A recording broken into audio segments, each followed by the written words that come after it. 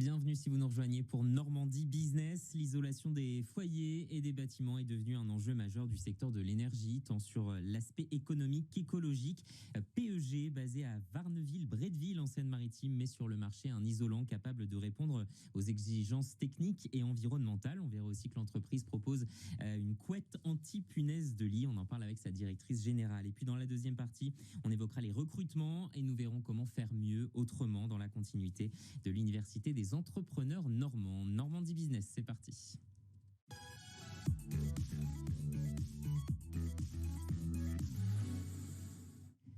Manon Ferron-Comalada est donc avec nous. Bonsoir. Bonsoir. Merci d'avoir accepté notre invitation. Et à mes côtés pour vous interroger, Caroline Kenney. Bonsoir Caroline. Bonsoir Bastien. On commence par quelques infos sur le groupe PEG.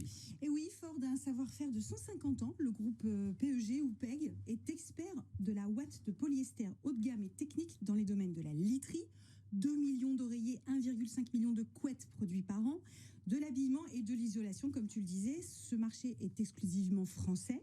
En Normandie, il y a 2 sites de production, un qui est proche de Taute et un qui est proche de Dieppe. Vous êtes 120 personnes à l'année, 150 en haute saison. Alors, est-ce que la haute saison, c'est quand c'est l'hiver, vous nous direz. Vous avez un chiffre d'affaires de 26,3 millions d'euros en 2022 et vous êtes la première femme dirigeante de cette entreprise familiale d'une 4e génération.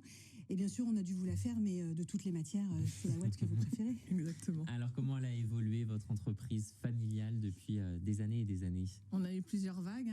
On a commencé dans les années 1850 où on était déjà dans le recyclage. On récupérait des torchons et serviettes, on effilochait, on refaisait un produit. On a fait ça une centaine d'années. Après, le polyester est arrivé sur le marché dans les années 1950. On est devenu leader mondial de tout ce qui était habillement grand froid. Donc vêtements de ski, armées de l'air, armées de terre et vêtements urbains. Et puis ensuite, nous sommes arrivés dans la mondialisation. On s'est reconverti dans les couettes et les oreillers. Et ensuite est arrivé le bâtiment. On est parti du postulat que mettre une doudoune à un bâtiment, c'était la même chose qu'un humain. Et on est revenu à nos premiers amours, qui étaient le recyclage. Et c'est comme ça qu'est né EcoPEG, un produit isolant issu de bouteilles d'eau recyclées et recyclable, du fait qu'il n'y a aucun liant chimique dedans. Oui, vous définissez votre activité finalement comme un business de l'écologie. Oui, exactement. On a toujours gardé ce côté environnemental des années 1850 et on s'est adapté à ce côté recyclage et recyclabilité du polyester. Ce qu'il faut savoir, c'est que le polyester est la 2e matière la plus consommée dans le monde. On s'en rend pas compte, mais on en a énormément autour de nous et on peut le recycler à l'infini.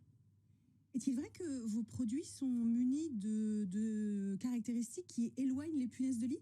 Alors oui, on a développé avec une société française, encore une fois, la société Brenner basée à Lyon, un produit issu de la rose qui est préventif de la punaise de lit. Vous dites que le confort, l'isolation et la protection sont les maîtres mots de vos produits conçus et fabriqués en France. Qu'est-ce qui vous différencie de vos concurrents ? On a un taux de service et un taux de qualité très haut.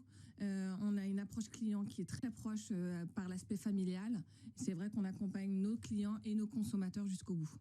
Vous avez jamais été tenté par la délocalisation de votre production? Qu'est-ce qui vous retient en Normandie? Non, nous, comme on dit, on est des Chinois, même pas peur. On va rester en Normandie parce qu'on est une société familiale et on a ce giron familial qui est ici. On a un très bon savoir-faire normand et on fait de l'artisanat dans un monde d'industrie et ça, il faut le garder en France. Avec un turnover qui est assez faible, vous disiez. Oui, assez faible. On a des bordeuses, par exemple. C'est 18 mois de formation. On a une université chez nous pour pouvoir les garder et les former tout au long de leur carrière. Parce que vos métiers, c'est quand même très technique. Ça ne doit pas être très évident de trouver les compétences quand il y a quand même des gens qui partent. Bien sûr, c'est extrêmement dur. Pour une bordeuse, c'est 18 mois de formation avant qu'elle arrive à trouver son rendement et la bonne position de ses mains. Donc c'est pour ça qu'on essaye de les accompagner dans leur évolution. On a aussi des gens qui ont commencé en tant qu'intérimaires dans les années 90 et qui aujourd'hui sont responsables de supply. Donc on a une évolution interne toujours constante. Comment ça se passe, la création de nouveaux produits? Quelles sont les innovations possibles dans votre activité? Il y en a beaucoup. Alors, on a développé une couette à base de mérinos. C'est venu d'un postulat que le mérinos arrivait dans le vêtement de ski. Donc, on l'a adapté, par exemple, dans la couette. Pour l'antipunaise, ça fait déjà 6-7 ans qu'on a la formule, sauf que l'antipunaise est arrivé aujourd'hui, mais le produit était déjà prévu. L'EcoPEG, on est juste parti du postulat qu'on savait faire une doudoune et qu'on allait mettre une doudoune à une maison. Voilà. Oui, ça fait pas mal de travail. Ça fait beaucoup de travail. On a 2 collections par an. Ça fait à peu près 100 produits en nouveauté.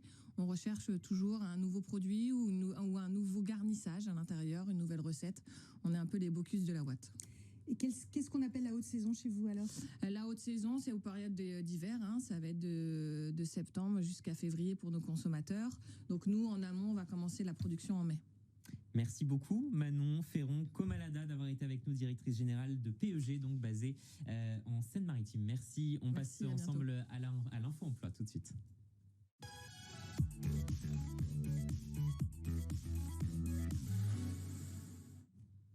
Alors Caroline, on était ensemble la semaine dernière à l'Université des entrepreneurs normands. Tu t'en es inspirée et tu voulais nous partager ce thème concernant l'emploi en entreprise. Bah oui, parce que le thème faire mieux autrement, je trouve que c'est un super thème très inspirant à bien des égards. Et si l'on regarde du côté de l'emploi, comment faire mieux autrement pour recruter et fidéliser, ce qui est actuellement la problématique principale des entreprises.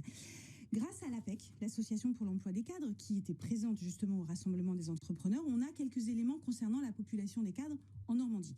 D'abord, un constat. Il y a 3 sujets qui sont très sensibles au cœur du recrutement.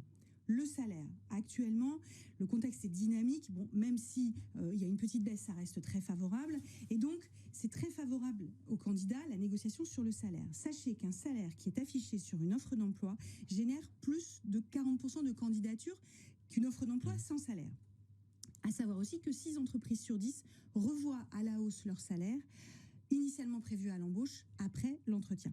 Les conditions de travail, l'ambiance dans l'équipe, les entreprises qui sont réticentes au télétravail, effectivement, ça va poser un souci. Donc ça, c'était le 2e sujet. 3e sujet, les perspectives d'évolution professionnelle. Donner des perspectives d'évolution à moyen terme ou renouveler des missions à court terme, c'est un sujet qui est assez sensible. Quels enseignements peut-on tirer de l'augmentation des démissions, Caroline? Alors, même si le phénomène de grande démission a été exagéré, surtout en France et je crois aussi en Normandie, les démissions ont largement augmenté. Plus de 20% en 2022, avec surtout des démissions précoces. Chez les moins de 35 ans, 43% démissionnent dans les 2 ans après leur arrivée et tout âge confondu, 12% démissionnent pendant leur période d'essai. Source apec.fr. Au-delà de la marque employeur, la question qu'on peut se poser, c'est est-ce que c'est pas la promesse employeur qui est fondamentale?